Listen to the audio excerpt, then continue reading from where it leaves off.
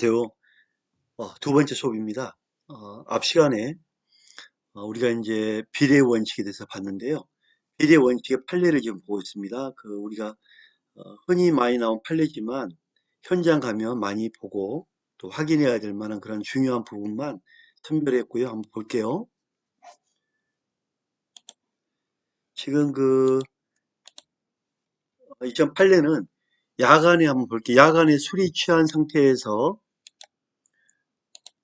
병원에 있던 과도로 대형 유리 창문을 쳐 깨뜨리고 자신의 복부에 칼을 대고 할복 자살하겠다. 난동을 부린 피해자가 우리가 밤에 보면 이제 응급실에 보면 술에 취하고 칼을 들고 막 이렇게 위협하고 이런 분들이 꽤 많죠, 그죠? 이분도 역시 자기 복부에 칼을 대고 할복 자살하겠다고 난동을 부린 피해자가 출동한 두 명의 경찰관들에게 칼을 들고 항거하였다고 하여도, 자, 칼을 들고 막 항거를 한단 말이에요. 겁을 주고 항거를 해요. 이럴 때 출동한 경찰관이 칼비인 소총을 한번 발사하여 피해자 왼쪽 가슴 아래 부위를 관통하여 사망케 했다. 자, 우리 지금 이렇게 이제 사람이 이렇게 있단 말이에요. 칼을 들고 지금 있단 말이에요. 칼을 들고. 근데 경찰관이 칼비인 소총이라는 거는 작은 권총이 아니고 긴 거거든요. 총열이 긴 거란 말이에요. 이 총열이 긴 거는 좀 정확하죠. 그죠? 뭐랄까. 조준 이게 정확하고요. 조준하는 방향으로 나갑니다. 주로. 권총은 반동 때문에 빵 쏘면 이렇게 올라오거든요. 옆으로 흔들리거나 올라오기 때문에 조준이 약간 흔들려서 원치 않는 방향으로 많이 나갑니다. 하지만 칼빈총 이런 거는 흔들림이 적기 때문에 조준하는 대로 총알이 정확히 나가는 게 장점이기도 하죠. 이 총을 쏠 때는. 근데 지금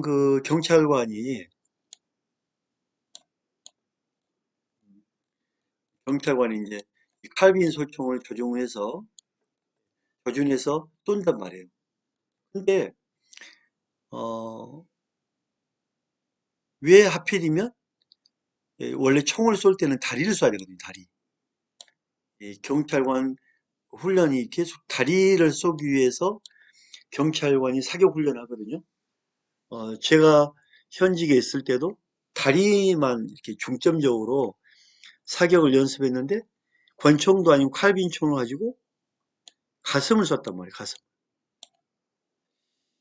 제가 볼 때는 너무나 어, 과하지 않았나. 왜냐하면 상대방이 지금 다른 사람을 죽이겠다는 게 아니고 내 배를 할복하겠다고 했는데 죽어라고 가슴을 쏴버렸단 말이에요. 그러면 가슴을 맞고 바로 죽는단 말이에요. 그죠? 근데 상식적으로 보면 어, 총기 사용이 너무 과하지 않았나. 왜냐하면 충분히 어, 거리감도 있고 칼빈 총을 쏜다는 거는 통신이 길기 때문에 가까이 있으면은 상대방이 총을 잡거든요. 그래서 거리 감각도 있고 거리도 있고 그러면 당연히 다리를 보고 쏴야 되는데 왜 가슴을 보고 쐈냐 이거죠. 조금 대처에 문제가 있다고 저는 봅니다. 가슴 아래 부위를 관통하여 사망케 한 경찰관의 총기 사용 행위는 경찰관 직무집행법 11조 총기 사용 한계를 벗어난 것이다. 이게 맞다고 저는 봅니다. 이게 판례가 맞다. 지금 우리 권총을 쏠 때도 그냥 쏠지 않거든요. 손들어 움직이면 쏜다 하고 손들어 움직이면 쏜다 하고 다리를 보고 쏘거든요. 그런데 어, 거기 그런 교육임에도 불구하고 현장 출동한 경찰관이 아무 이유 좀 시간적이나 여러 가지 여유가 있음에도 불구하고 가슴을 보고 쐈다. 이거는 아닌 것 같아요. 그다음에 경찰관이 범인을 검거하면서 가스총을 근접 발사하여 가스와 함께 발사된 고무마개가 범인의 눈에 맞아 실명한 경우 국가배상 책임 인정된다. 나중에 이제 여러분과 국가 배상에 대해서 한번 또 공부할 건데요. 국가 배상이 있고 국가 어, 손해배상이 있고 국가 손실배상이 있거든요. 손실배상. 자, 그럼 볼까요? 우리 지금 그 가스총이라는 게 뭐냐 하면 이 총기가 있다면 가스총기라는 게 뭐냐면 총기가 있으면 이 총기란 말이에요. 그러면 빵 쏘면 가스가 나가거든요. 가스. 이 가스가 뭔지 아시죠? 이 가스란 건 뭐냐면 우리가 그 시위 현장 나가면 체류탄 가스란 말이에요. 체류탄 가스에 체류탄 가스로 상대방이 쏴가지고 눈을 못 뜨고 맥대해서 잠든 거거든요. 이게 가스총인데 우리가 이제 흔히 생각하는 게 이 가스총의 원래 재원거리, 재원이란 거는 가스가 나가는 거리거든요. 얼마나 멀리 나가느냐. 이게 이제 가스총에 나가는 거리인데 거의 경찰이나 그 군은 22m 나갑니다. 22m.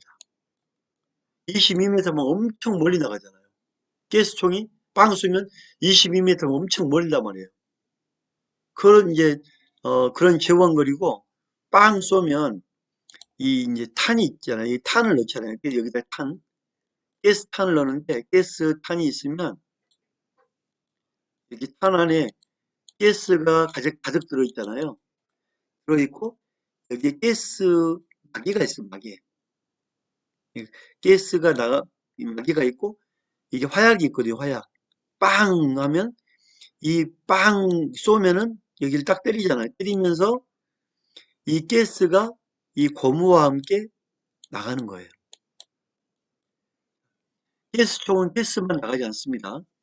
이 고무마개와 이 가스가 함께 나가요.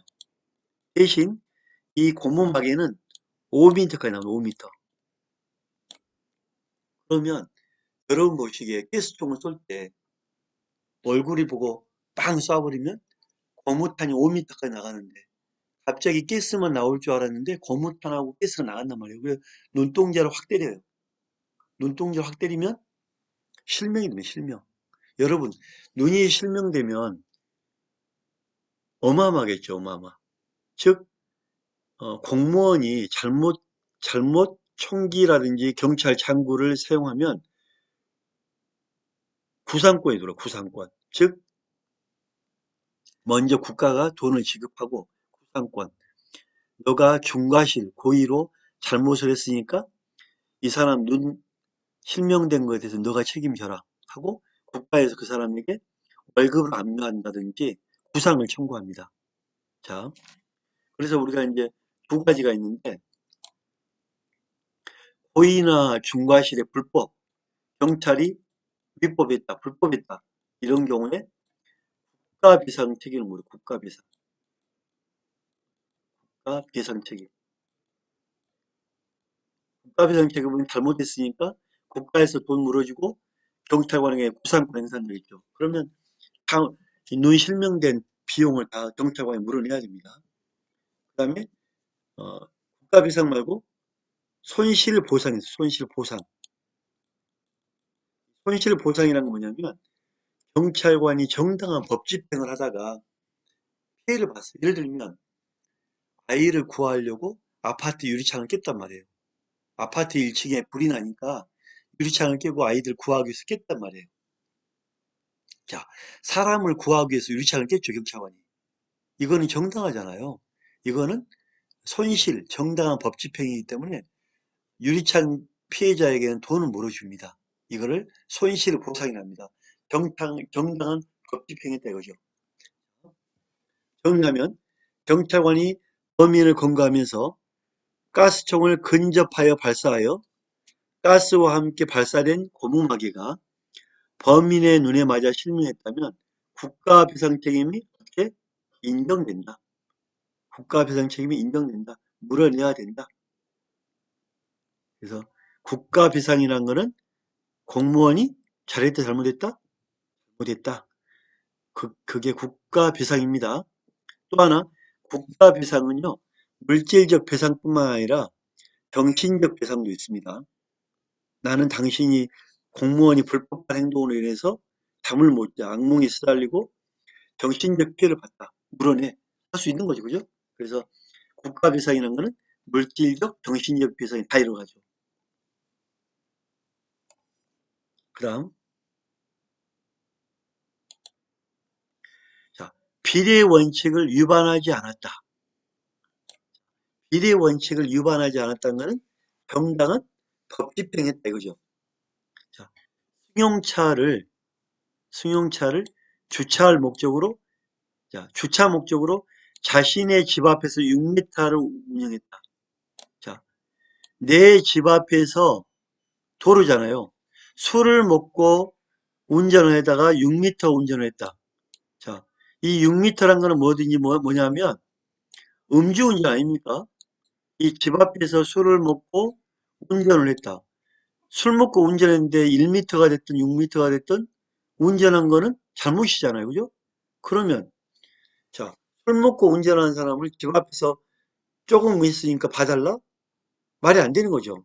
그래서 승용차를 주차 목적으로 자신의 집 앞에서 6m를 운행했다 하더라도 이거는 도로교통법상 음주운전이 맞죠. 그죠? 우리가 술 먹고 도로에서 1m를 하든 2m를 하든 운전을 했다면 음주운전이에요. 자, 꼭 기억해야 됩니다. 음주운전은 모든 판례에서 절대 봐주지 않습니다. 철저히 기억해야 돼요. 음주운전은 절대 용납하지 않는다. 우리 모든 사람의 국민의 정서적으로도 용납하지 않는다. 기억해야 돼요.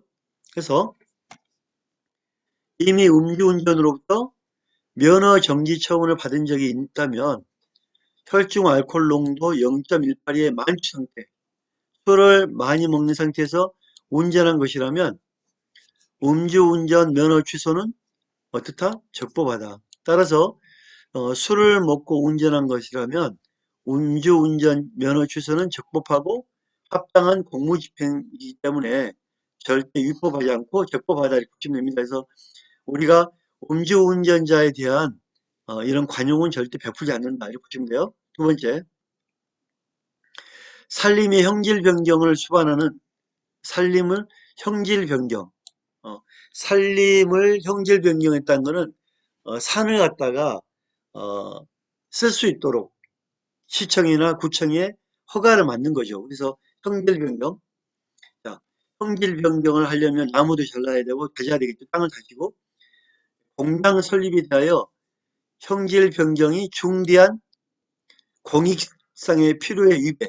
이 산을 밀어버리면 비가 왔을 때 홍수가 날 수가 있고 산사태가 날 수도 있고 또 하나는 이 나무가 크는데 몇백 년이 걸리기 때문에 이거는 우리 그 모든 주민들 위해서 이 형질 변경은 안 된다.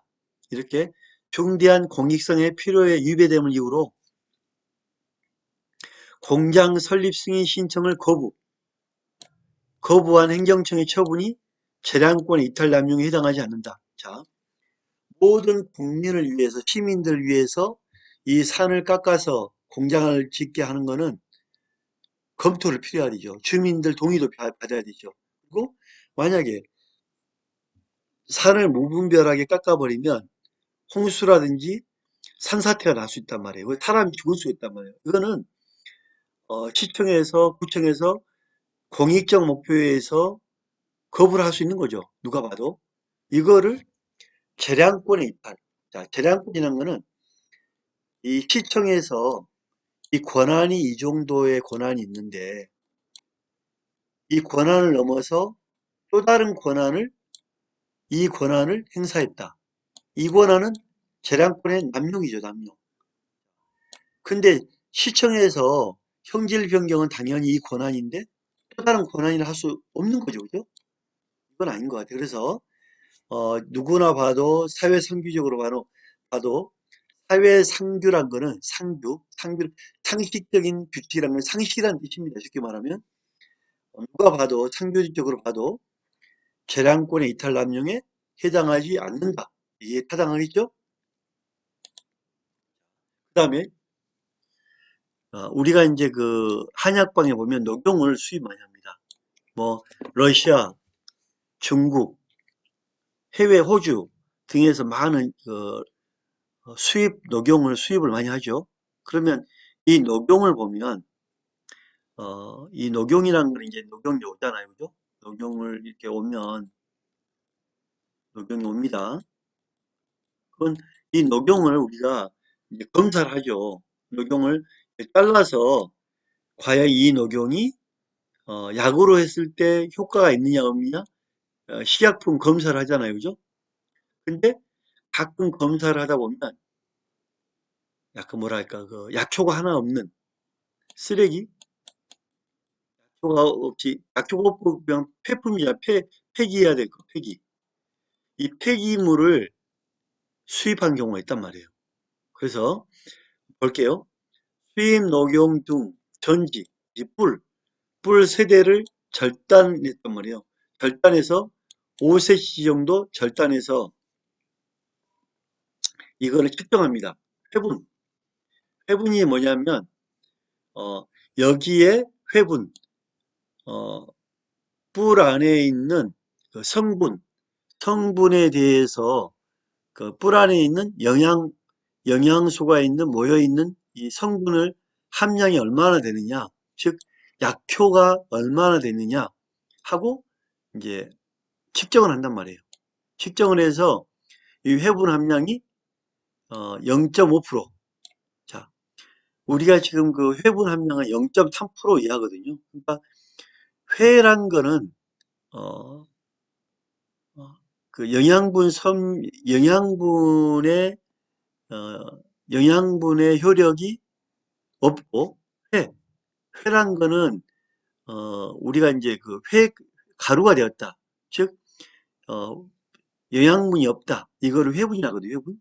그러니까 돌려보내야 될 버려야 될 그런 그 함량, 돌려보내야 될 회분 함량이 0.3 이하거든요. 그러니까 0.3 이하까지는 약효가 어느 정도 있다고 보는데 0.5%라는 거는 이 녹용에는 영양 성분이 없다. 0.3%까지는 우리가 영양소 때문에 받아주겠지만 0.5% 정도 되면 이 뿔에는 아무런 몸에 좋은 영향이 없다. 이렇게 보는 겁니다. 쓰레기라고 보면 됩니다.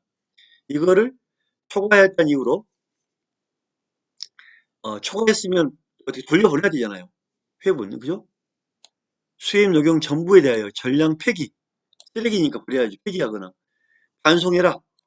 이건 재량권의 이탈, 남용한 경우에 해당하지 않는다. 즉 적절한 조치다.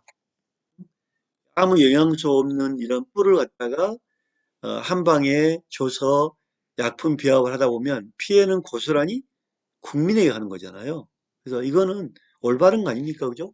0.3%도 상당히 영양분이 많이 없는 건데 5%가 한다는 거는 이거는 말이 안 되는 거죠. 그죠? 이거는 올바른 조치다. 알고 싶네요. 그 다음에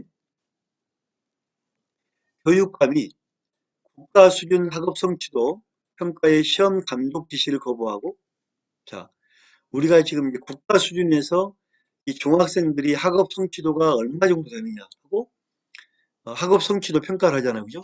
이거는 국가 차원에서 학생들의 학업 성취도를 평가해서 방향을 잡아야 되잖아요. 근데 이 이제 선생님 한 분이 있는데 이 시험 감독을 거부한 거예요. 그러니까 국가 수준의 학업 성취도라는 거는 올바른 평가잖아요. 이게 어떤 뭐 다른 평가가 아니라 올바른 평가인데 이 감독관 한 명이 이 교사가 지시를 거부합니다. 나는 안 하겠다. 아마 다른 그 협회에 속하는 선생 같아요. 학업 성취도 평가를 반대하는 1인 시위를 한 겁니다. 이 평가하는 날 감독을 안 하고 플랜카드 들고 하지 말자. 왜 이걸 해야 되냐? 이렇게 1인 시위하니까 이 고등학교네요. 고등학교 이제 교사에게 너는 왜 합당하지 않는 1인 시위를 하느냐?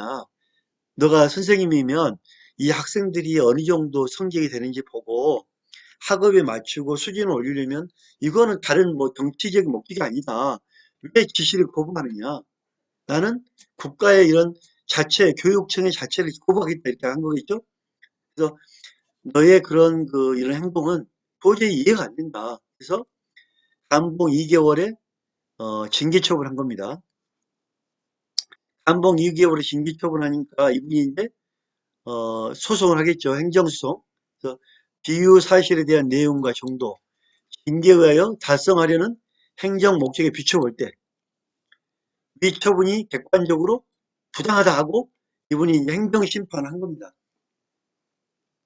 행정소송이 심판이 뭐냐는 걸 나중에 설명했지만 행정기관 위청에다가 잘못됐다고 이의 신청을 했겠죠.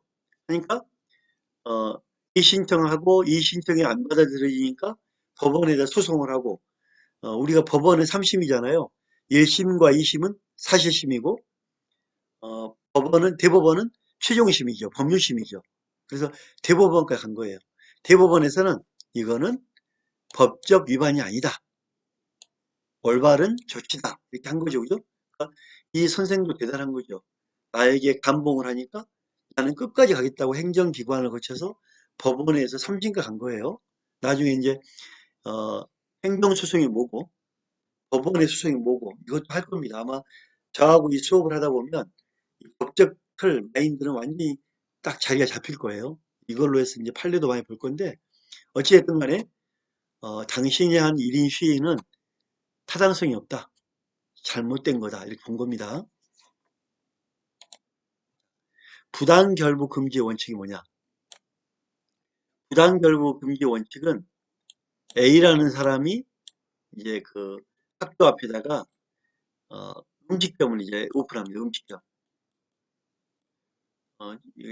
음식점을 오픈하고 주차장을 만들었습니다. 이렇게 주차장. 주차장을 상당히 크게 만들었어요. A라는 사람이. 역시 B라는 사람도 옆에다가 하고 음식점을 하고 여기다 주차장을 이제 A만큼 크진 않지만 차가 6대 정도 나올 수 있도록 주차장을 확보해서 시청에다가 이 시청에다가 허가서를 제출했습니다. 허가서 제출. 근데 A가 보니까 길이 지금 이렇게 있단 말이에요. 길이 있어요. 길이 이렇게 있어요. A가 보니까 시청에서 보니까 좋아. B 음식점 영업 허가한다. 허가 통지서요. 허가. A도 요건에 맞거든요. 허가 통지를 해줘야 되는데 A에게는 A야 너는 내가 해주겠는데 너무 주차장이 크다. 이거를 반틈을 이 정도만 시청에다 기부해라. 기부. 기부하면 너가 이걸 기부하면 이렇게 더 좋게 공원도 만들어서 너 음식점도 잘 되게끔 내가 해줄 테니까 이 땅을 시청에다 다오. 기부해다오.